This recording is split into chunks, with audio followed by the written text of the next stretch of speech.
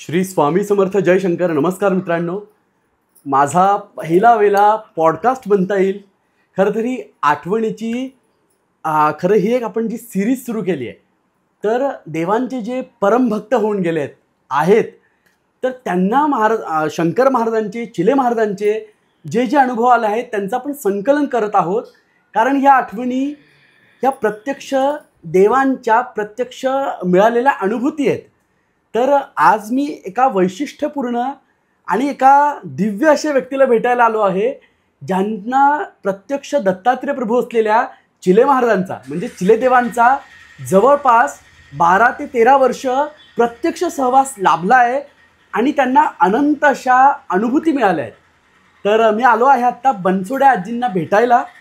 माझ्या बाजूला आपण बनसोडे आजी बघू शकता, बसल्या आहेत. आणि चिलेदेवांची कृपा आहे की आज मी इथे येऊन त्यांना चिलेदेवांबद्दल, त्यांच्या आठवणींबद्दल, शंकरबाबांबद्दल काही विचारू शकतोय. तर ही पहिली माझी सेवा महाराजांच्या चरणी, चिलेदेवांच्या चरणी मी रुजू करतोय. तर आता आपण आजींना विचारूयात. पहिले तर इथे प्रथमतः सांगतो की आजींचं वय जवळपास 86 आहे. तेव्हा त्यांना ऐकायला कमी येतं, ऐकायला येत नाही. त्यामुळे त्यांना प्रश्न हे पाटीवरती लिहून सांगायला लागतात आणि मग ते आपल्याशी बोलतात. त्यांना आणि देवांच्या कृपेने त्यांना उत्तम त्यांची स्मृती आहे, देवांच्या सगळ्या गोष्टी त्यांना आठवतात. तर शक्य झालं तेवढं आपण त्यांना विचारूया त्यांच्या प्रकृतीनुसार आणि आपल्याला आजी बऱ्याच महाराजांच्या आठवणी सांगतील. तर मी आजींना पहिलाच प्रश्न विचारतो की शंकर बाबांच्या भक्तीकडे त्या कशा वळल्या. तर आता लिहितो आणि आजींना आपण विचारूयात. तर नमस्कार आजी. नमस्कार. जय शंकर. जय शंकर. जय शंकर. तर पहिला प्रश्न, आपण शंकर बाबांच्या भक्तीकडे कसे वळलात.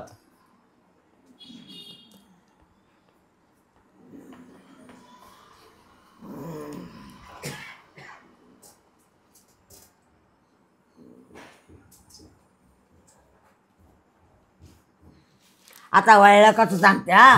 म्हणजे काय झालं, पहिल्यापासून लहानपणापासून म्हणजे आज कुठून तर पहिल्यापासून लहानपणापासून शंकर महाराज म्हणजे शंकराचं मला वेळ होतं पहिल्यापासून. बरोबर. नंतर मग याच्यामुळं माझ्या मुलामुळं शंकर महाराज, कारण पहिली तुळजाभवानीची आमची सेवा असायची. बरोबर. तुळजाभवानी त्या महाराजांना शंकर महाराज आणि तुळजाभवानी याच्यापेक्षा दुसरं काय नाही. तर एकदा असं झालं. एकदा काय झालं, हा काय म्हणला, आई म्हातार बाबा आपल्या तिकडे आहेत, चल म्हणायला. कुठं म्हणलं कुठले म्हण असं बसलेत म्हणले.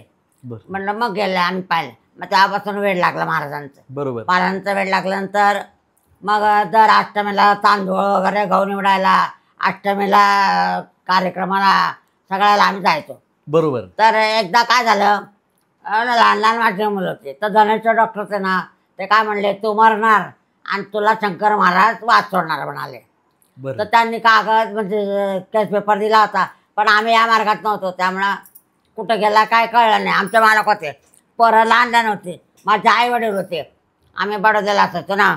तर एकदा काय झालं, म्हणजे माझं ऑपरेशन झालं. ऑपरेशन झालं तर ते सारख्या उलट्या लागलं. तर मग धनुष्य डॉक्टर म्हणले की तुझं कोणी ऑपरेशन केलं ते विचारू नये. मग मी डॉक्टरांच्याकडे गेले. मग परंतु डॉक्टर म्हणले मी केलं ऑपरेशन, पण शिवणारे दुसरे असतात म्हणाले.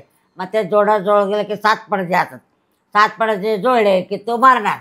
त्याप्रमाणे मी मेले. मग हे पोरं माझे लहान लहान होते, माझे आई वडील होते. मग मला डॉक्टर बोलवले, म्हणले अहो ही बाई मेली म्हणले, किती वेळ तिला ठेवणार म्हणले, घेऊन जा, तयारी करा. मग आमच्या मालकांचं आई वडील नाही, कोणी नाही. मग त्याने म्हणे मी आत्ता येतो म्हणाले. दार ढकललं आणि मठात गेले. दार कुठं नका म्हणाले. मठात गेले तर लागले रडायला की म्हणाले, महाराज 4 पोरं ठेवून बायको गेले म्हणाले, मी आता काय करू म्हणाले, लहान मुलं कसे वाढवणार म्हणाले, काय करणार. तेवढ्यात शंकर महाराजांच्या खुर्चीवर, लाकडे खुर्ची, तिथं लालजी गोखले म्हणून होते ना, ते खुर्चीवर बसले होते. मग त्यांना त्यांच्या आणि त्या उठून ह्यांच्याकडे आले. ह्यांच्याकडे म्हणे, बाळ तू का रडतो. तर म्हणे बायको मेली म्हणून महाराजांना सांगायला आलं म्हणाले. म्हणे 4 पोरं म्हणाले, मी काय करणार म्हणले आता. तुला मग तुझ्या घरी मला नेतो का? हो म्हणे नेतो म्हणे. मग रिक्षा करून आल्यानंतर संचारमध्ये जोरात पायाने लाथीने दार उघडलं. त्या अवस्था होती त्यांची. लाथण मारल्याबरोबर ते आले. हाका मारल्या मला, हाका मारल्या. आता मेलेले माणूस काय हाक मारणार? बरोबर. त्याला एक जोरात चापट मारीन मानेखाली हात दिला आणि उठून बसवलं. त्या आदमी जिवंत आहे. अरे बापरे. अक्षय तृतीया शंकर महाराजांचा उत्सव सप्ताह बसला होता. त्याच्यात ते परवा माणूस तर आला होता, त्यांना साक्ष आहे. ते त्यांचं नाव नरेंद्र कुलकर्णी म्हणून. बरं. आता जवळजवळ 40-50 वर्षापूर्वी ते आत्ता येऊन गेले. हो, आत्ता येऊन गेले. परत त्यांच्याकडे फोटो आहे त्यांचा. बरोबर. ते परत येणार आहेत माझ्याकडे. तर म्हणे त्यांचे मालक रडताना माताना सांगताना मी साक्षीदार आहे म्हणाले. मित्रांनो, आजींनी आता जो आपल्याला प्रसंग सांगितला, डॉक्टर धनेश्वरांनी त्यांना सांगितलं तर आपले महाराज खरे आहेत की नाही ते साक्षीदार. 40-45 वर्ष झाले. बरोबर. म्हणजे लहान 50 वर्ष सहज झाले असतील. बरोबर. आणि भृगुसंहित मध्ये पण लिहिलं होतं की ही मरणार आहे, पण महाराजांनी वाचवलं मला. अरे बाप. आणि ते आज झालं. तर आमचे डॉक्टर लोक काय म्हणतात, मुसलमान आहे माझे डॉक्टर मुल्ला मॅडम म्हणून. बरं. त्या म्हणतात तुम्हाला नमस्कार करू का तुमच्या देवाला? म्हणलं आमच्या देवाला करा. बरोबर. तर कसवेकर डॉक्टर म्हणतात आम्ही मेलेल्यांचं सर्टिफिकेट देतो, महाराज मेलेल्यांना जिवंत करतात. अरे वा, अरे बापरे. असा शंकर महाराजांचा अनुभव आहे.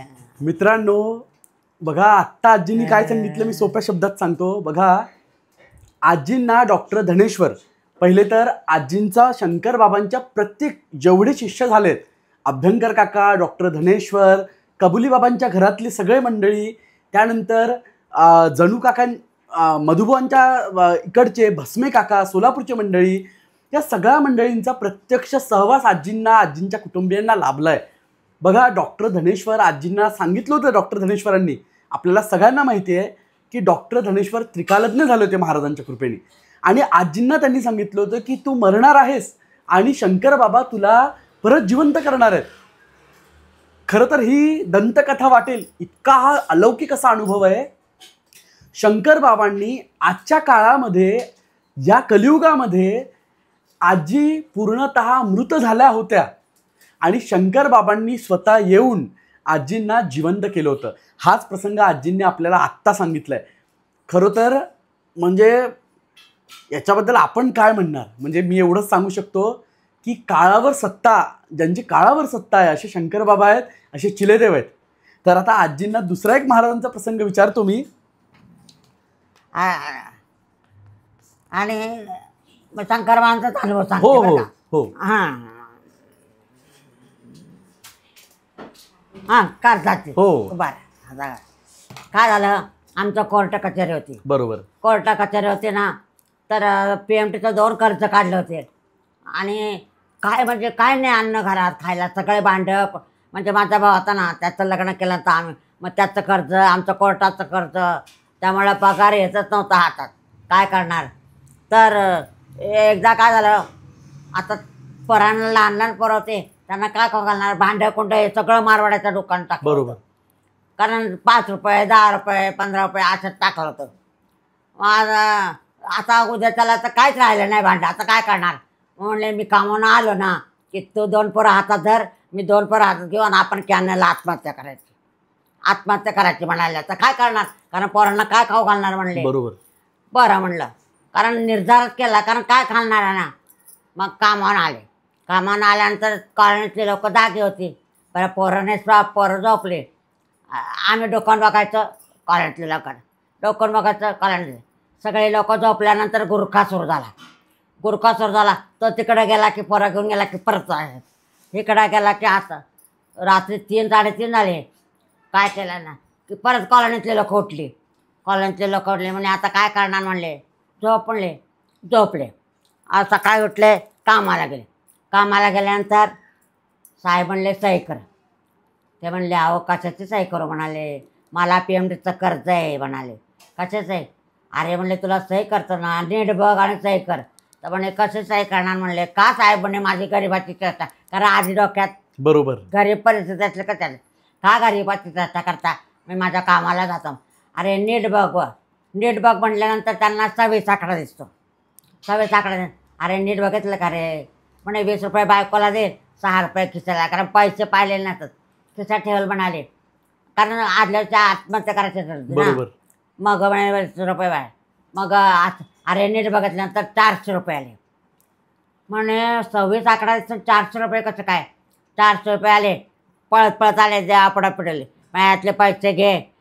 शंकर महाराजांचे तर तुळजाभवानीचा फोटो आहे, एक शंकर महाराजांना तुळजाभवानीला हार आण आणि पोरांना आमटी भात करून घाल आणि आल्या मी तुला सांगतो.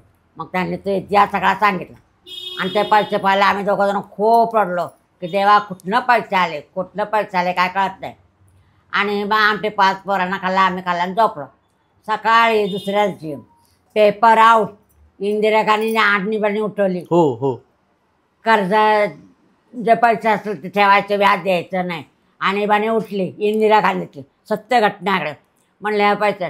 मग हे कामाला लागले की साहेब हे कामाला गेले की साहेब म्हणे सगळं भांडं कुंडं सगळं घरात आलं, सगळं कर्ज नील झालं. शंकर महाराज हातात पिशवी घेऊन आले त्यांना म्हणे बघ बाळा, तुझं कर्ज पाणी फेडलं ना, आता सुखानं जग. अरे बापरे, अरे बापरे. जिवंत माझे पोरं आहेत. म्हणजे मी आता इथे बसलोय, इकडे आजींचे जे चिरंजीव आहेत ते पण बसले आहेत. ह्या सगळ्यांनी लोक म्हणतात तुमचं कर्ज शंकर महाराजांनी कसं फेडलं, आमचं फेडायला सांगा ना. म्हटलं तुम्ही सांगा, मी कसे सांगणार. पण इथपर्यंत हातात महाराज. बरोबर. शेवटपर्यंत जसे सत्पुरुषांची कसे साधू लोकांची परीक्षा घ्यायचे, ऋषी मुनी, तसे आमच्या नवरबाकांची खूप परीक्षा घेतली. बरोबर. पण त्याच्यातून परीक्षा घेणार ते बाजूला काढणार आहे ते. अरे बापरे. सगळ्यात मोठी शिकवण आहे की शंकर बाबा, आजी म्हटल्या शंकर बाबा गळ्यापर्यंत आणतात, तुम्हाला सगळ्या संकटातनं घालतात, तर त्यातनं हात धरून बाहेर काढण्याचं सामर्थ्य तेच देतात. जेवढे लोक मला बघतात आहे आज आणि बघणार आहेत त्या सगळ्यांना सांगतो, जीवनात कितीही संकट आलं, म्हणजे आजी हे जिवंत मूर्तिमंत उदाहरण आहेत. जीवनात कितीही संकट आलं तर त्यातनं बाहेर काढण्याचं सामर्थ्य, इव्हन सामर्थ्य पण नाही म्हणत, हाताला धरून शंकर बाबा त्यातनं बाहेर काढतात. फक्त आपल्या श्रद्धेची भक्तीची कसोटी मात्र ते नक्की पाहतात. हे आजींच्या उदाहरणावरून आपल्याला कळतं. पुढे आता मी चिले महाराजांचा प्रत्यक्ष सहवास त्यांना लाभला आहे. चिले देवांच्या बाबतीत आपण त्यांना विचारू. आधी साधी गोष्ट विचारू की चिले देव होते कसे. आज आपण अनेक गोष्टी महाराजांबद्दल ऐकतो, महाराज असे दिसायचे, असे बोलायचे. आजींनी प्रत्यक्ष चिलेदेवांना बघितलंय, तर आपण आधी पहिला प्रश्न त्यांना तोच विचारू की ते होते कसे. आता नाच परीक्षा आमची घेतली, खूप परीक्षा घेतली. आता त्याच्यातून महाराजांनी वाचवलं प्रत्येक वेळेला. बरोबर. माझ्या पोरांचे नवीन पुनर्जन्म किती वेळा तरी झालेले. बरोबर. माझा झाला, माझ्या नातवाचा झाला. ठीक आहे.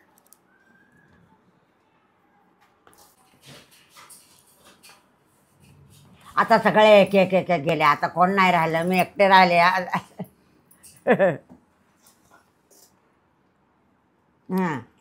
चिल्ले आपल्याला आधी 5 फूट उंची होती त्यांची. बरं. चिल्ले फार उंच नव्हते. बोलायचे कसे आणि बोलायचे बिलायचे, हसायचे. चिल्ले 5 फूट.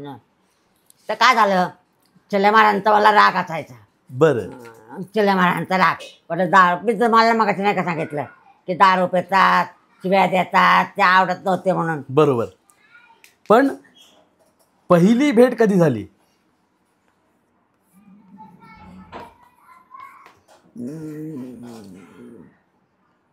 तुमची आणि ते आठवत नाही, ते आठवत नाही. बरं.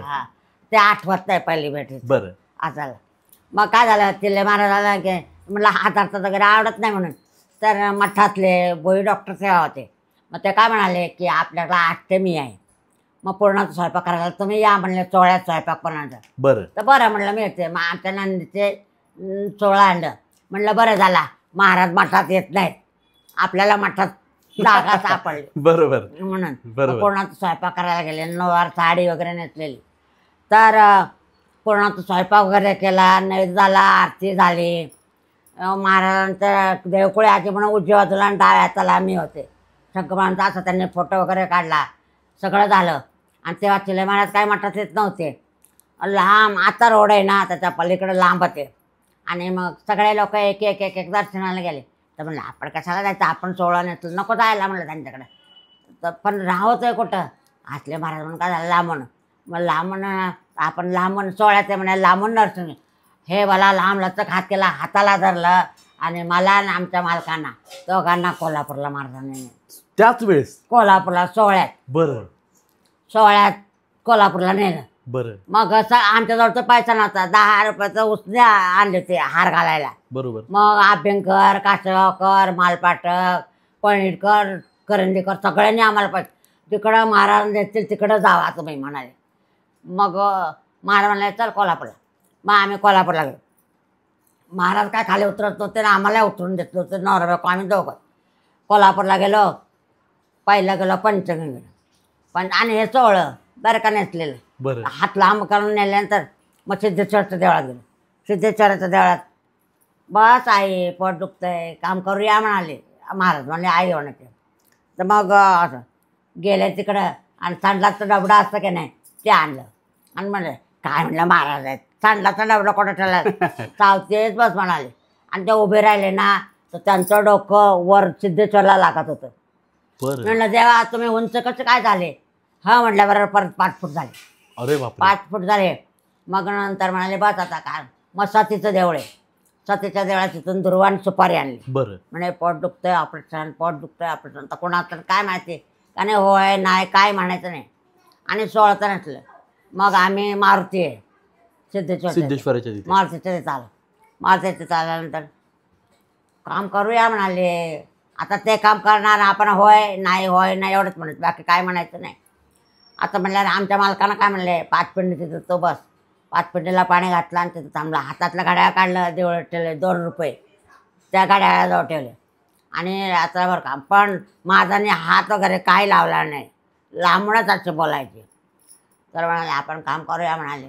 असं म्हणल्यानंतर जरा वेळाने काय झालं असे हाफ चड्डी आणि हाफ चड्डी पाणी शर्ट शाळेचा ड्रेस ते पाणी. आता आंबट झाल्यानंतर चंद्र खाली खाली होतं. नंतर तिकडं मग तर पाण्यावर चालताना महाराज बघ आहे चालत की नाही हाफ चड्डी आणि पांढरा शर्ट पाण्यातून चालत आहे की नाही बघ आलं म्हणाले. पाहिलं अजून एक दाखवतो म्हणाले. चल म्हणाले. गेलो. नंतर मग आम्ही ते पाण्यातल्या वगैरे चाले. मग स्मशानाकडे गेलो. आता भूताचं सांगते. स्मशानाकडे गेलो. 16 अंगाचाच सर का. स्मशानाकडे गेलो. बघ म्हणाले आता येते म्हणाले. आता येते आणि त्यांनी विचारलं ना की चिले महाराज वाडीचं तिथं कुठे आहे म्हणून त्याला तो म्हण बाजारात आहे म्हणाले. असं म्हणाले. बरं म्हणलं. मग त्यांच्या पाठीमागून एक मोठा धट्टपुष्ट माणूस खाकी कपडे घातलेले कानात उभा गण मस्त लावलेला आणि मिसळचे आकडे वगैरे आणि महाराजांनी हातात हात धरलेला माझा. महाराजांनी मी बोलते त्याला त्यांच्या मागून आल्यानंतर म्हणाले चिले महाराज वाडीचं दत्त कुठे आहे? महाराज म्हणले म्हण त्याला नरसोबाच्या वाडीला चिले महाराज बाजारात आहे म्हणे. मी त्यांना म्हणलं अहो चिले महाराज नरसोबाच्या वाडीचं दत्त बाजारात आहे म्हणे. 3 वेळा त्याने म्हणले आणि त्यांच्या पाठीमागून गेले. त्या माणसांचे मोठा प्रकाश झाला धपकन आवाज झाला गडप झाले. बघा मुक्ती मागायला तर कशी मुक्ती द्यायची म्हटलं तेव्हा होत होतं. हो म्हणला ते होतं तर म्हणाले त्यांना कशी मुक्ती द्यायची. मग मला घाबरेल.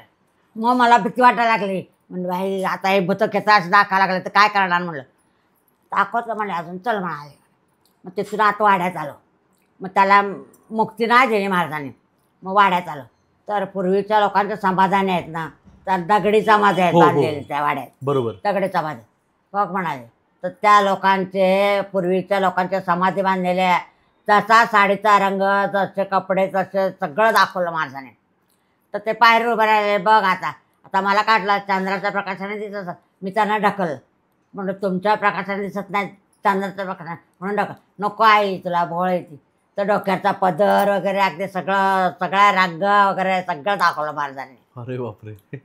मग ते बायला म्हणे चला एक काम करूयाच म्हणाले. आता एक काम कुठलं राहिलं म्हणून मग परत आम्ही आलो.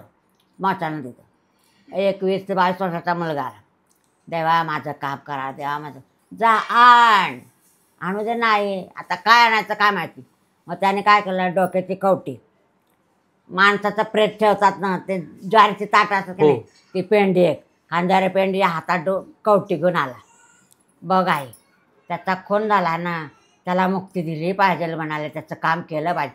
सगळं रक्ताने भरलेलं. अरे बापरे. पॅन्ट शर्ट घातलेलं केस जाळलेलं त्याचं पांढरे राखाणे केलेलं म्हणे त्याचं काम करूयाच म्हणाले म्हणे.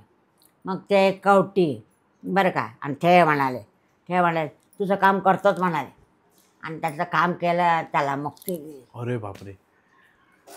मित्रांनो, ऐकताना म्हणजे हे खरं आश्चर्यचकित करणारी गोष्ट आहे. चिलेदेवांनी मावशींपुढे म्हणजे आजींपुढे अनेक प्रेतांना मुक्ती दिली होती. तर तो अनुभव आपल्याला त्या सांगतात आहे. एक त्यांनी सांगितलं बघा की देवांमधनं प्रकाश येत होता. त्यांनी जेव्हा देवांचा हात पकडलेला होता आणि देव म्हटले आई तुला दिसतंय का, तर देवांच्या शरीरातनं प्रकाश बाहेर पडत होता आणि त्या प्रकाशात ते सगळे प्रेत योनीतले सगळे जीव दिसत होत्या मावशींना. पण त्यांना वाटलं चंद्रप्रकाशात तर आपल्याला दिसतंय का. म्हणजे आपल्याला माहिती आहे भगवंतांची जी ऊर्जा असते, भगवंतांचा जो तेज असतं ते स्वयंप्रकाशित असतात आणि हे स्वयंप्रकाशित तेज क्वचितच वेळा साधकाला किंवा शिष्याला बघायला मिळतं. ते तेज तो प्रकाश आजींनी प्रत्यक्ष पाहिला आहे आणि त्या जीवांना मुक्ती पण देवांनी त्यांच्या समोर दिलेली आहे. खरं तर हे सगळं परिकल्पनेसारखं आहे किंवा हे दंतकथेसारखं वाटेल, पण आजी त्याचं मूर्तिमंत स्वरूप आहेत की त्यांनी हे सगळे अनुभव स्वतः बघितलेत. कारण मी पुढे विचारणारच आहेत, हेच अनुभव, अशाच प्रकारचे अनुभव अभ्यंकर आजींना पण दिले होते. अभ्यंकर आजींना पण होते. आपण अभ्यंकर आजींना भेटलोय, मी अनेक वेळा भेटलोय. तसाच अनुभव, त्याच पद्धतीचे सगळे अनुभव आजींना पण आले आहेत. आता आपण अजून पुढचे त्यांच्या जे अनुभव आहेत ते विचारूयात आजींना. आजी आणि मग त्याला मुक्ती दिल्यानंतर ना मग आलं म्हणजे दोघांना, एकाला मुक्ती दिली ना एकाला दिली. मग तिथून आम्ही जयसिंगपूरला गेलो. बरं. जयसिंगपूरला ते परदेशी म्हणून होते त्यांच्याकडे गेल्यानंतर मला म्हणे आई तू रात्रभर जागली ना, तू झोप, मग मी तुला उठवते. आता हे जागले होते की नाही, बरोबर, पण नाही पंचगंगा आलं ना. मग आमच्या ह्यांना बोलवलं, म्हणे आता करा नमस्कार महाराज म्हणे, आणि पाण्यात उभा राहिले आणि नमस्कार. तर आमच्या दोघांचं पायाचा हात करून नाकात पाणी गेलं तर त्यांचे पाय लागत नव्हते. म्हणजे आकाशाला त्यांचं डोकं भुतळात असे चिल्लेदेव होते. अरे बापरे. नाकात पाणी दोघांच्या गेलं तरी पाणी नाही. मग जयसिंगपूरला आलं, मला म्हणे तू झोप, मी तुला उठवतो म्हणले. मग मी वर झोपले. मग म्हणाले सगळे लोक भरल्यानंतर म्हणे तिथं लाल बाटली चायची काढा म्हणाले. लाल बाटली चायची सगळीकडे शोधलं, कुठंच नाही. द्या म्हणाले, काम तटतंय म्हणले, कोल्हापुरी भाषा, काम तटतंय म्हणाले, लाल बाटली पाहिजेच म्हणाले चायची. मग ड्रायव्हर आणि पाहिलं तर सापडलं नाही.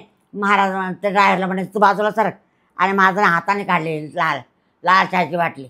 बघा हां झालं काम, एक बाटली रक्त दिलं, माझं ऑपरेशन झालं. अरे बापरे. जायचं बस, एक बाटली रक्त लागलं मला, माझं ऑपरेशन झालं. 19 टाके पडले त्याला.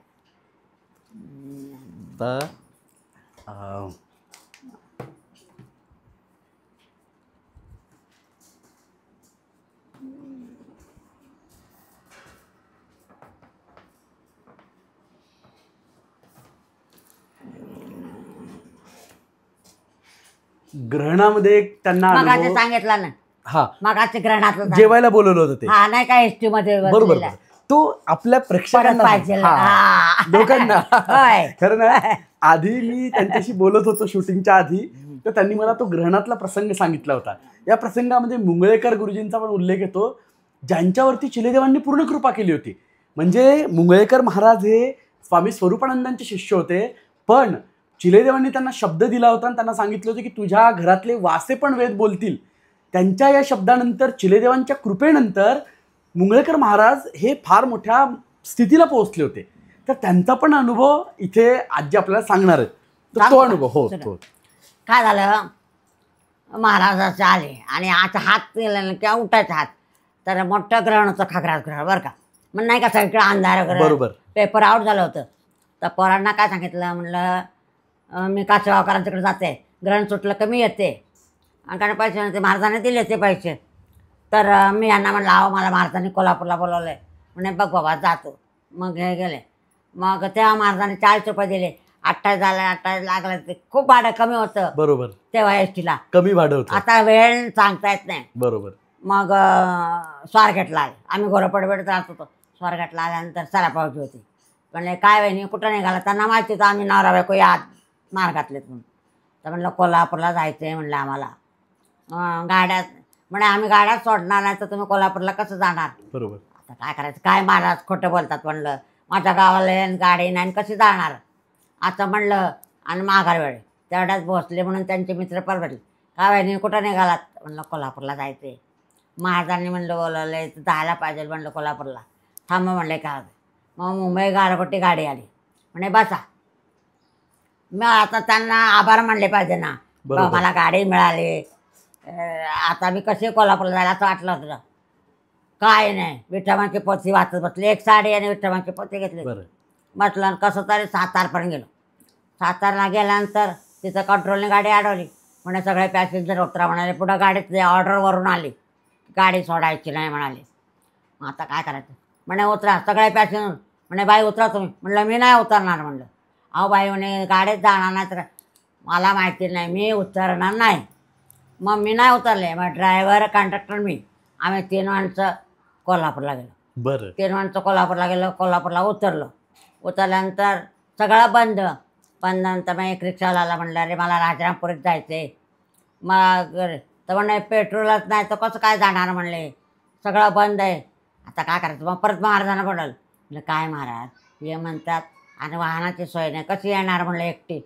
आणि आता म्हणते तर नवा कोरा टांगा, पांढरा शुभ्र गोडा, लाल पिवळा टांग्याला रंग, 20 ते 22 वर्षाचा मुलगा आला. म्हणे बाई कुठं जायचं आहे? तर म्हणलं राजारामपुरी जायचं. म्हणलं तू पैसे किती घेणार आधी? कारण बंद म्हणलं जास्त पैसा. तर म्हणे 3 रुपये. म्हटलं आला माझा शिले देव. 3 रुपये ब्रह्मविष्णू माहीत. बरोबर. मग त्याला 3 रुपये 12 वाजलेत. मला सोडलं आणि नलावडे मामांच्याकडे गेले. म्हणे ताई कशा आल्यात? तर म्हणलं अहो असा असा सगळा इतिहास सांगितला की सगळं बंद होतं म्हणून. मग टांग्यातून म्हणजे चला आपण टांग्या बघू. टांगा बघितला तर 12 गल्लीपासून 1 पर्यंत आलं, कुठंही टांगा नाही. मग आले. म्हणे मी आता बंब पेटवतो, आंघोळ करू आणि मग तुम्ही कुठं असाल तिथं बघा शिले महाराज असं म्हटल्यावर त्यांनी बंब पेटवायला घातला नलावडे मामाने. आणि आम्ही गप्पा मारत बसलो. तेवढ्या त्यांची मुली सांगत आले की शहांच्याकडं महाराज आहेत म्हणले. शहांच्याकडं महाराज आहे म्हणल्यानंतर मग मी म्हणलं मी दर्शन करते. आता आई म्हणे पिशवी खाली ठेवा, परत याला नाही नाही असू द्या म्हणलं माझ्याजवळ पिशवी. आणि मग गेले शहांच्याकडे. गेले तर महाराज 5 बादल्या भरलेल्या पाण्याने, पंचगंगेच्या 5 बादल्या भरलेल्या आहेत. म्हणाले हा चहाची कबर शिकून उभे होते. म्हणे चहा पे, खच्चून काम करूया म्हणाले. मग तुमची वाट बघत घराला चहा पेले. बरं. मग चहा पेले, महाराजांचं दर्शन घेतलं, आंघोळ केले, ओले साडी तसेच बाहेर आलं. बाहेर आल्यानंतर ते बेल कापले, देठ सगळं काढले. आणि आता म्हणे काम करायचं म्हणलं ते खच्चून बेल आणला पाहिजे. त्यावेळेस एक माणूस सांगायला आला की नवड्या मामांना अटॅक आलाय मोठा, त्यांना दवाखान्यात ठेवला. त्यांना महाराजसारखे म्हणायचे की वाचूया त्याला, मरतंय म्हणे वाचूया. आता कोण मरतंय आणि काय माहिती. मग त्यांना नवड्या मामांचं सांगायला आलं तर मग शंकराला व्हायचा, मारुतीला व्हायचा, देवीला व्हायचा, दत्ताला, सगळे डिक्की भरून भरून ते बरोबर 11:30 पावणे 12 वाजता परत माणूस सांगायला आला की ना बरं आहे, ओके तब्येत आहे म्हणाले. बघ आहे वाचवलं की नाही. म्हटलं देवा तुम्ही काम करणार आणि मी कसलं आले काम. मग ते झालं. आता जावा. काय महाराज आहेत. रात्री 12 वाजले. आता मी एकटे कुठं जाणार? जा बाई म्हणाले. आता काय करायचं? मग ती 6 बाई काय थांबवून देते. जा म्हणलं की झाला काय. ती बाई खट्यावर होती ती. म्हणून मी अंगणात बाहेर आली. इथं नाही उभं राहायचं म्हणे, अजून जा बाहेर. मग रोडच्या बाहेर उभी राहिली. असं काय करणार? तोपर्यंत रात्री 1:45 1:00 एकेकाला सोडलं. पण नवरा-बायको दोघांना सोडल्यानंतर म्हणे ताई तुम्ही अजून येतं बाय? हो म्हणलं काय करणार म्हणलं, माझी मुलगी पण माझ्या मुलीकडे नाही जायचं. मग कोणाकडे जायचं? तर म्हणलं मुगळे सरांच्याकडे जायचं म्हणले. हा म्हणे त्यांच्या शेजारीच राहतो म्हणे आम्ही, आपण 3 जण जाऊ. म्हणजे कशी सोय केली बघा त्यांनी. मग आम्ही 3 जण गेलो. रात्री 2 वाजता मी दार वाजवलं त्यांना. कोण आहे म्हणलं मी बनसोडे. माझाने सोडलं वाटतं. आता ग्रहण सुटलं, पिठलं भात खा. सकाळी उठलं की महाराजांच्याकडे जा म्हणलं. थांबायचं नाही म्हणलं. बरं म्हणलं. मग गेले महाराजांकडे. जा बाई पुण्याची गाडी लागली. पाय ठेल्यावर कंडक्टर पुण्यात. म्हणजे बोलवलं पण महाराजांची लीला. म्हणजे बोलवलं पण महाराजांनी, तिथवर नेलंही महाराजांनी तिथली जेवणाची व्यवस्था पण महाराजांनी केली आणि घरी पोहोचवण्याची पण जबाबदारी महाराजांनी केली. म्हणून आता या प्रसंगात एक गोष्ट आहे नक्की की आपल्या जीवनात एखादी गोष्ट जर घडत असेल आणि महत्त्वाचा सत्यसंकल्पाचा दाता हा नारायण असतो, म्हणजे सद्गुरू असतो, तर जर चांगला संकल्प आपल्या हृदयात येतो तर पूर्ण करण्याची जबाबदारी पण सद्गुरू घेतात. आजीने ते अनुभवलं आहे. आपण हे सगळे वचन ऐकत असतो, वाचत असतो, प्रत्यक्ष अनुभूती घेतली आणि भक्ताच्या कल्याणाची जबाबदारी जेव्हा सद्गुरू हातात घेतात त्याची पूर्णही करतात. आजीने सांगितलं की त्या काकांची तब्येत, त्यांना हार्ट अटॅक, ते आजारी झाले होते, ते मरणार होते, तर देवांनी स्वतः त्यांना वाचवलं. आता बघा एक अनुभव आजींना असा की आजींचं घर नव्हतं तर देवांनी लिहून दिलं होतं. तो आपण प्रसंग त्यांना विचारून, आजींचं घर देवांनी कसं, म्हणजे जो योग आपल्या जीवनात नसेल पण सद्गुरू जेव्हा कर्णधार होतात तर आपल्या जीवनातला प्रत्येक गोष्ट, प्रत्येक घटना सद्गुरू कशी पूर्णत्वास नेऊन नेण्याची जबाबदारी पार पाडतात हे आपण आजींना विचारूयात. आता चलवानंतर एक आणखी सांगते. हो बरं. हो मग माझ्या मुलीचं लग्न होतं बरं. बरं. आता सगळे लोक म्हणायचे ह्यांच्याजवळ पैसा नाही तर कशाला लागते मुलगी बघायची. मग मी आपले गेले का आम्ही कधी प्रश्न महाराजांना विचारला नाही, काही मागितलं नाही. आपण लग्न करूया बरं का. महाराज म्हणाले आता पैसा तर नाही, कार्यालय एक तर मिळाना, कुठनं वाढला कार्यालय मिळलं तर करायचं, नाही तर अंगणात मांडव टाकून लग्न करायचं म्हणाले बरोबर. मुलीचं. महाराजाने मुलगा दाखवला, लग्न केलं. लग्नादिवशी आता काय करायचं, 500 लोकांचं स्वयंपाक, कारण परिस्थितीच नव्हती. 500 लोकांचं स्वयंपाक. महाराज म्हणले मी लग्नाला येतो बरं का. मग काचा वकर आणायला गेले महाराजांना आणायला गेले. त्यावेळेला सगळ्या लोकांना वाटलं महाराज येणार, महाराजांना ही गर्दी तुफान. आणि मंडळाचं शेतात मिलन कार्यालय तर ते रद्द झालं आणि बरोबर त्या तारखेला आम्हाला मिळालं. बरं. मग 12 मुहूर्त महाराजाने शुक्रवार 26 तारीख मुहूर्त, आईंच्या वाच्या वेळेला मोहर लग्न झालं. जो येईल तर जेवायला बसला, आणि आमच्या दोघांचा आस्था व्हायला लागलं. आता काय करायचं, 500 लोकांचा स्वयंपाक आणि माणसं यायचे. आता काय करायचं, पोलीस बंदोबस्त करावा लागला माणसं हटवायला, अरे बापरे. एवढी गर्दी. बरं. आता काय करणार. तेवढ्यात एक साधू आला, म्हणजे फकीर आला. मेरे को कुछ खाने को दो बरं का. तर आमच्या मला काय म्हणाले, आज जेवणात आलं जेवा, नाही म्हणे मेरे को खाणं दे. मग ते फकीर म्हणाला, मग ते काचा ते 2 लाडू चोड्याचे पुढे दिले. मेरे को दक्षिणा दो. मग खिशातल्या हातातल्या आणि काय असतं ते दक्षिणा दिली आणि ते गेल्यानंतर लग्न वगैरे झालं. आम्ही वर्षभर साधं मीठ नाही. 1200 लोक जेवले. 500 लोकांचा स्वयंपाक, 1200 लोक जेवले. मीठ नाही वर्षभर आणलं. मग आता सगळं रावर झाले. मग आम्ही दोघं नवरा बायको, त्यांना ड्रेस शिवला होता, शर्ट पायजमा टोपी, देवांना चिले महाराजांना. मग आम्ही गेले ते आलेच नव्हते. तर त्यांच्या पाठीमागं रिक्षा, त्यांच्या पाठीमागं सगळं दिवसभर शोधले. कुठं महाराज गाठच पडून द्यायची नाही. मग कंटाळून ते तेंडुलकरबाई म्हणून आहेत ना, त्यांच्याकडे गेलो बसून राहा, कारण त्या तिथे येतील म्हणून. मग आम्ही रोडच्या बाजूला बसलो बरं का. महाराज आले तसे टाके सगळे आंघोळ केली, सगळी टाके रिकामी केली. म्हणायचे बनसोडे दादांना बोलवा म्हणाले. मग एक माणूस म्हणा, बनसोडे कोण आहेत. आमचे मालक म्हणले आम्ही आहेत पण आले. आम्ही नवरा गेल्यानंतर म्हणे घाल की कपडे तू आणलेत ना. मग त्यांनी महाराजांना कपडे घातले, हार घातला. आणि आता झोपो का, तर म्हणलं देवा लग्नाला येतो म्हणलं. आलोच की लाडू चिवडा खाल्ला. अरे बापरे. बरं. वा. अच्छा आमचे महाराज होते.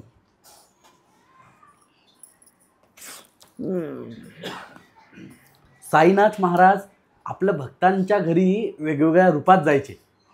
फकीराच्या रूपात जायचे, प्राण्यांच्या रूपात जायचे. असा अनुभव चिले महाराजांचा मावशीला आलाय की त्यांच्या मुलीच्या लग्नामध्ये चिलेदेव फकीराच्या रूपात जाऊन जेवून, म्हणजे त्यांनी खायला मागितलं, दक्षिणा घेतली आणि ते गेले होते. म्हणजे बघा आपल्याला असं वाटतं की महाराजांचं आपल्याकडे लक्ष नाही का, किंवा महाराज आपल्याला भेटतील का, पण आपली तेवढी तयारी अजून नाही की ते आपल्यासोबतच असतात. ते आपल्याला प्रत्येक रूपात, विविध रूपांमध्ये, विविध गोष्टींमधून शिकवत असतात. एवढंच आहे की आपली तयारी तेवढी नसते की त्यांना आपण ओळखू शकू. आजींना हाच जो मी साई सच्चरित्रात वाचलेला आहे तोच अनुभव आजींना प्रत्यक्ष आलेला आहे आणि छोटी गोष्ट नाही आहे. म्हणजे हा अनुभव त्यांना आहे, आपण ऐकतोय, पण ज्याला तो अनुभव येतो, ज्याला ती अनुभूती असते, त्याला त्याचं गांभीर्य माहिती असते की ते काय आहे. आता पुढचा त्यांच्या घराचा प्रसंग आपण विचारू त्यांना की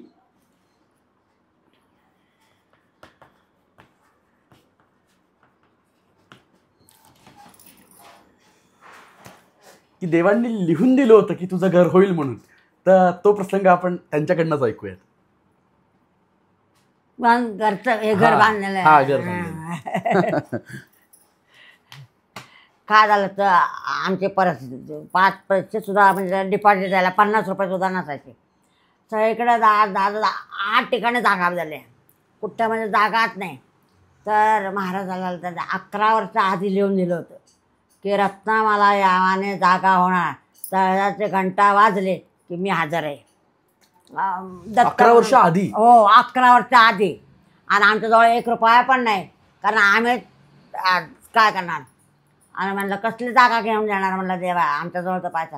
मग अभ्यंकर होते, अभ्यंकर म्हणले हे बघा माझं काम झालं तर महाराजाने जागा घेतली तर घ्यायची, नाही झालं ना तर महाराजाने सांगितलं असं तरी घ्यायची नाही म्हणाली जागा.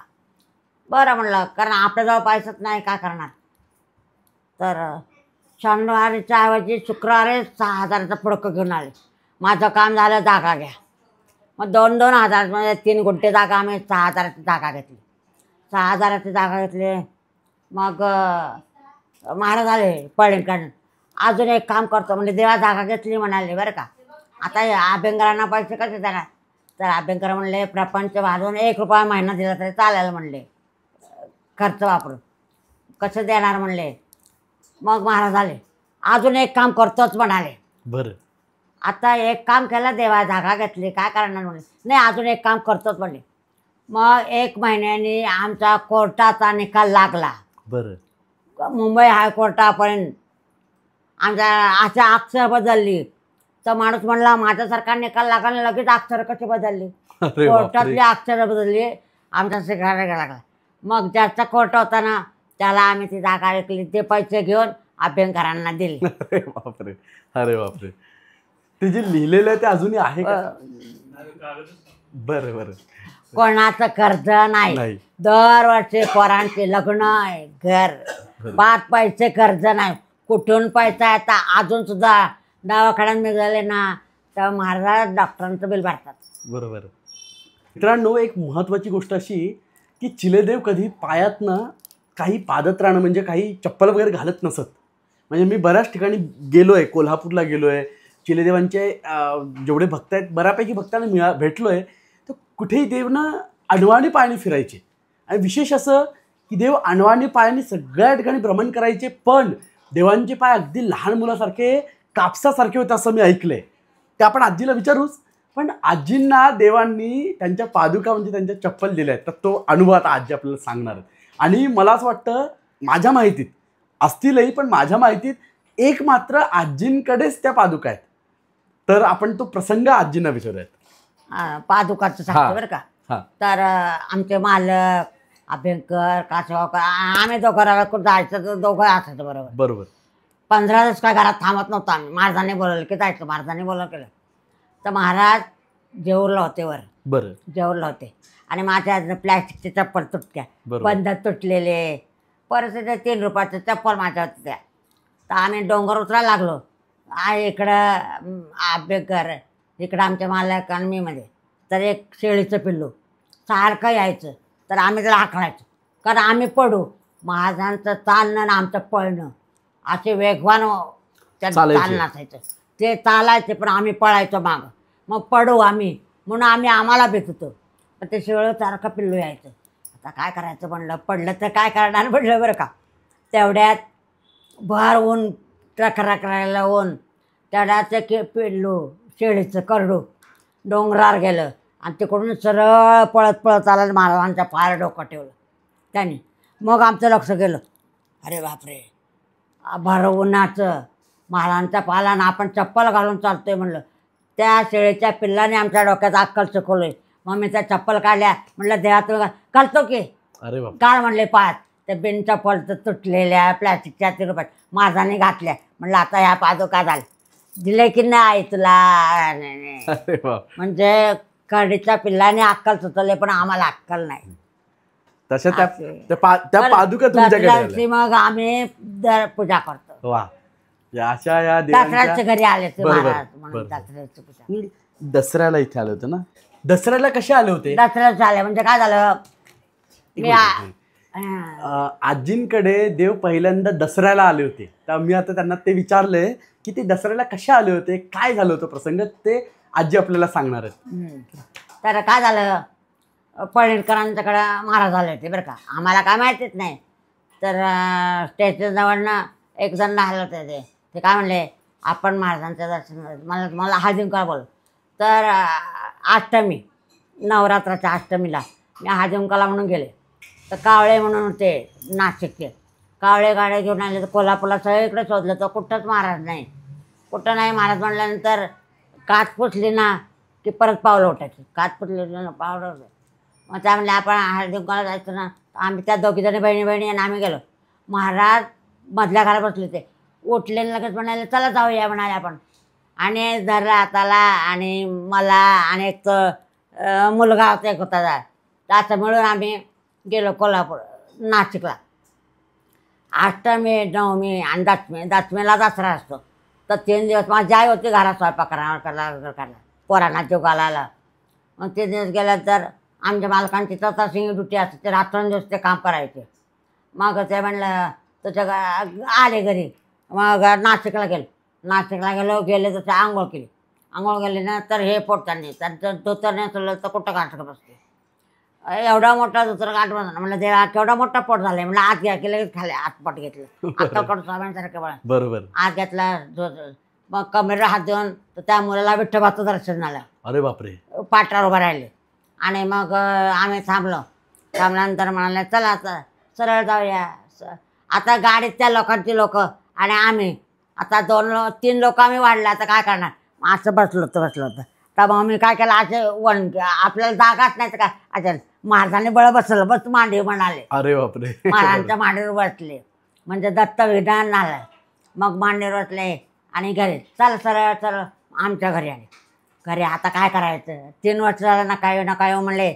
आणि दसऱ्याची आणि म्हणतात कसं, मग दूध पाणी घातलं पाया त्यांच्या आणि म्हणले भजी कर. 11 भजी काय चहा पेल, दारू पिणार नाही म्हणले. मग त्यांना मी बसायला टाक, नाही आई सिंहासनावर बसले ना आपण खाली बसावं म्हणाले. नवरात्र होतं ना. बरोबर. हां, तर आपण खाली बसावं, आई सिंहासनावर बसली म्हणाले. आणि म्हणे आता कर स्वयंपाक. मग पहिला भात केला, भातावर दही भात 1.25 किलोचा भात करायला सांगितला. आणि तेव्हा स्टोव गॅस नव्हतं काय नाही. आणि पुरणाचा सगळा स्वयंपाक केला. स्वयंपाकाला 1 पोळी तव्यात, 1 पोळी पाटात, भजी खाली दारू नाही पिली. त्यावेळेस आमचे मला कामावून आले तर हे घरात माणसं, बाहेरचं घर माणसाने झोपलेले महाराजा घरात. आणि मग ते म्हणे साहेब पिशवीतलं कागद काढा. त्यांनी पिशवीतले कागद काढले. 4 सह्या दसऱ्याची. साधू यांचे घरी तो दिवाळी दसरा खरा आहे की नाही बघ म्हणाले. दिवाळी दसरा खरा आहे म्हणाले. आणि मग त्या 4 सह्या, तो कागद कुठं गेला कोणात ठाऊक आहे, 4 सह्या महाराजांनी स्वतः हाताने केले. बघ तुझं बरं. हां. आणि मग पूर्णाचा स्वयंपाक घेऊन आम्ही कोल्हापूरला गेलो महाराजांसोबत. सगळा भात वगैरे सगळं कोल्हापूरला गेलो. मग तिथले दसरा चौकात तिथे राजे राजवाड्या लोकांचे सगळा दसरा झाला. मग आमचा पण दसरा तिथं सिद्धेश्वरचा देवळा झाला. आणि मग त्यांनी मला सोन्या नाण्याचे ओटी भरले आणि मला घरी आणून सोडलं महाराजांनी. असा आमचा दिवाळी दसरा झाला. खरा सोन्याचा दसरा झाला. शेवटचे 2 प्रश्न विचारतो. हे पाळलेले 18 वाटल्या.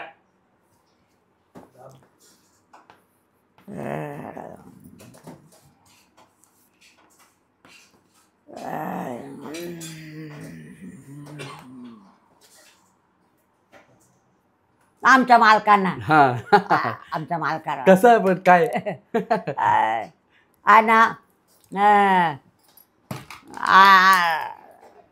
त्याच्यानंतर ना म्हणजे पळणीकरांचं काय आले ना की हाताला धरलं आणि गाडी बसवलं. आणि त्यांना वृद्धेश्वरला जाऊच तर पाजली त्यांना. बरं. आणि ते कप घेऊन आता टाका लागले, पे टाकू नको. आता ते पुढे बसले होते बरोबर. आणि मागं बसले बरं. होते. टाकायला लागले की बघायचे, नाही म्हणे प्यायचे. 18 बाटल्या त्यांना दारू पाडली, पण जरा सुद्धा चढली नाही. अरे बापरे. अजिबात नाही. गेले आणि एखादं गाठोडं कसं वडावं तसं गाडीतून त्यांना ओढलं, हातात ओढलं. चल म्हणा वृद्धेश्वर. तर वृद्धेश्वराच्या पिंडीवर शंकर महाराज बसलेले, प्रत्यक्षात त्यांना दर्शन झालं. अरे बापरे. अरे बापरे. आमच्या मालकांना 18 जरा सुद्धा दारू चढली नाही, काय नाही. आणि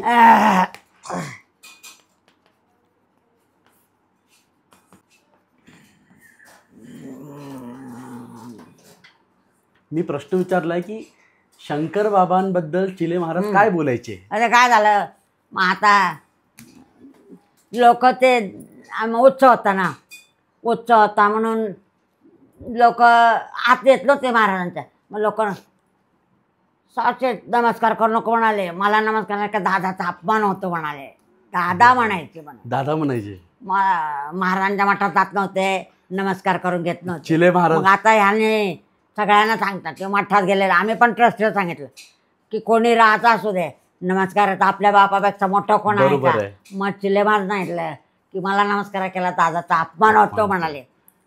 म्हणून बघा मित्रांनो, अच्छा दादा म्हणायचे, भाव होता त्यांना. भाऊ होता, मोठे दादा म्हणायचे. चिलेदेव शंकर महाराजांना दादा म्हणायचे. आणि चिलेदेव मठात गेल्यानंतर जर कोणी त्यांना म्हणजे चिलेदेवांना नमस्कार करत असला तर ते म्हणायचे, मला नमस्कार करू नका, मला नमस्कार केला की शंकर बाबांचा अपमान होतो. हे प्रत्यक्ष नरसोबावाडीचे दत्त असलेल्या चिलेदेवांनी म्हणणं. आणि अलीकडच्या काळामध्ये शंकर बाबांसमोर, शंकर बाबांच्या आसपास, याच मठात तर अनेक मठांमध्ये महाराजांसमोर आपल्या स्वतःची पूजा करून घेणारे लोक आजकाल बघायला मिळतात. हे दुर्दैव आहे. मावशींनी हे अनुभवलेलं प्रत्यक्ष देवांपुढे. चिलेदेव हे प्रत्यक्ष नरसोबावाडीचे दत्त होते. चिलेदेव, त्यांना चिले महाराज नाही, चिलेदेव म्हणतात. देव का म्हणतात, कारण ते दत्तात्रय प्रभू होते. दत्तात्रय प्रभू शंकर महाराजांपुढे आपल्याला नमस्कार करून घेत नव्हते. म्हणजे आपण शंकर बाबांपुढे कसं राहायला पाहिजे हा त्याचा वस्तुपाठ आहे. हा देवांनी घालून दिलेला वस्तुपाठ आहे. तर आता 2 शेवटचे प्रश्न विचारतो की देवांनी समाधी घेतल्यानंतर आजींना काय अनुभूती आली. हा फार महत्त्वाचा प्रश्न आहे मला असं वाटतं. महाराजांचा अनुभव सांगतो. हां,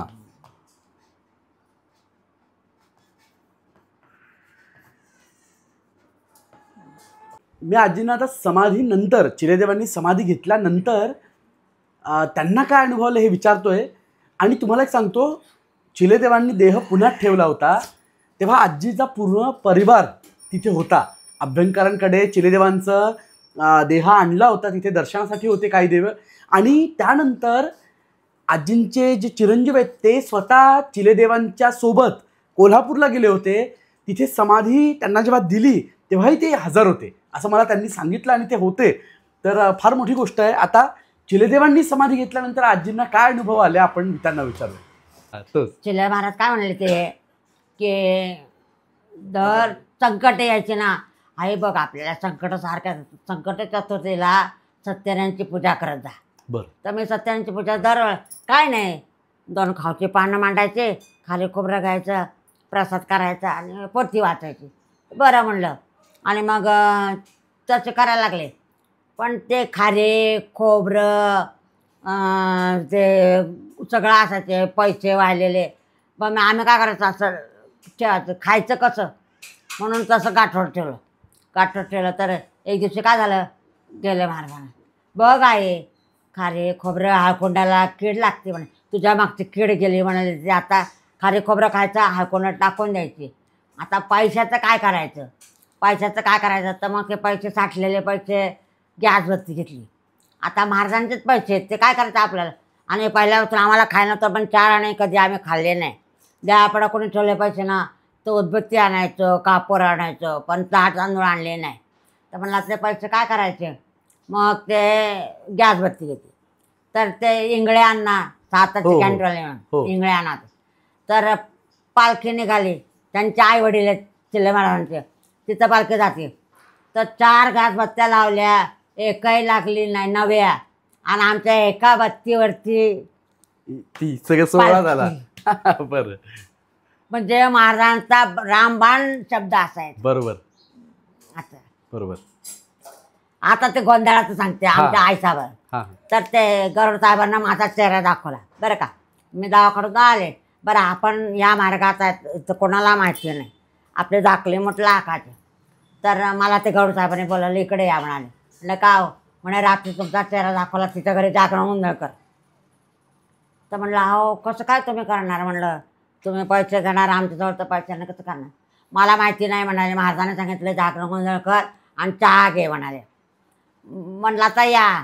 मग जागरण गोंधळ केला बरं का. मग आमच्या ह्याच्या वेळे काय म्हणले की नुसतं चहावर कसं दिले म्हणून त्यांनी 500 रुपये दिले बरं का. गोंधळानं 500 रुपये दिले. ते त्यांच्या घरी गेले तिकडे गेले. मग त्याच्यानंतर मी भजनाला चालते. मग आमच्या भजनात बाई काय म्हणल्या की म्हणे तुमची ओळख आहे तर आपण साप्त्यात भजन करू म्हणाले. म्हणलं बरं चला. मग त्यांना म्हणलं आम्ही भजन करा म्हणलं. आमचं नाव वगैरे घातलं आणि भजन केलं. भजन केल्यानंतर मग त्यांनी काय केलं त्यांच्या भावाला नारळ दिला, नवऱ्याला नारळ दिला, बाईंना शान दिली आणि मला आता रांकेनं मला पाकिट दिलं. पाकिट दिलं बाहेर आलं. बाहेर आल्यानंतर बाई काय म्हणाले पाकिट मला द्या. म्हटलं अहो मग शाल मला द्या. महाराजाने दिलेली ना शाल मला द्या आणि पाकिट तुम्हाला घ्या. नाही म्हणे दोन्ही पाच. नाही म्हणलं दुसरं एक कुठलं तरी मिळालं. म्हणलं पाकिट तरी घ्या ना तर शाल तरी द्या. मग त्या म्हणले बरं शाल राहू द्या मला पाकिट तुम्हाला घ्या म्हणाले बरं का. आणि त्याचीच रात्री महाराज आले शंकर महाराज. तुम्हाला 500 रुपये दिले होते ना तुझा पाहिजे म्हणून तुला 500 रुपये दिले. ह्या मुलाला 250 रुपये त्या मुलाला 250 रुपये लक्ष्मीपूजनाला महाराजांनी दिले. आजींना शेवटचा प्रश्न मी असा विचारला आहे की चिले महाराज त्यांना आजही स्वप्नात बोलतात का, त्यांना दृष्टांत देतात का, तर आपण विचारूयात. चिले महाराज अनुभव सांगतात बोलतात अजूनही बोलतात. तर बघा अजूनही आज देवांनी देह ठेवून कित्येक वर्ष होऊन गेलेत पण आजही आपल्या भक्तांशी देव स्वप्नातनं दृष्टांतातनं बोलतात, त्यांच्याशी संवाद साधतात, त्यांना प्रतिसाद देतात. त्यांचं अस्तित्व अजूनही आपल्याला अनुभवायला येतं. तर असे हे नरसोबावाडीचे देव, अशा ह्या नरसोबावाडीच्या देवाचे हे पार्षद, मी पार्षद बनतो कारण भगवंत जेव्हा अवताराला येतात ना तर त्यांच्या लीलामधले सगळे आपले पार्षद ते सोबत घेऊन येतात. तर असे हे देवांचे लोक. तर मला हे सौभाग्य मिळालं, ही देवांची कृपा समजतो, शंकरबाबांची कृपा समजतो, भगवान अक्कलकोट स्वामी महाराजांची कृपा समजतो, सद्गुरूंची कृपा समजतो की मला इथे येऊन आजींकडनं प्रत्यक्षात हा अनुभव ऐकायला मिळाले. हा ठेवा आहे चिलेदेवांच्या कृपेने आपल्याला ठेवा आपल्याजवळ साठवायला मिळाला. तर मी आजींच्या कुटुंबियांचे मनोमन शतशः आभार मानतो की त्यांनी मला हा चान्स दिला की आजींचा आम्हाला आज हा सगळा अनुभव घेता आला, त्यांच्याशी संवाद साधता आला. इथेच थांबतो. आजींना खूप खूप धन्यवाद देतो आणि आपण देवांच्या चरणी ही सगळी सेवा अर्पण करतो. अवधूत चिंतन श्री गुरुदेव दत्त, श्री स्वामी समर्थ, जय चिले महाराज, ओम दत्त चिले. नमस्कार सगळ्यांना. नमस्कार.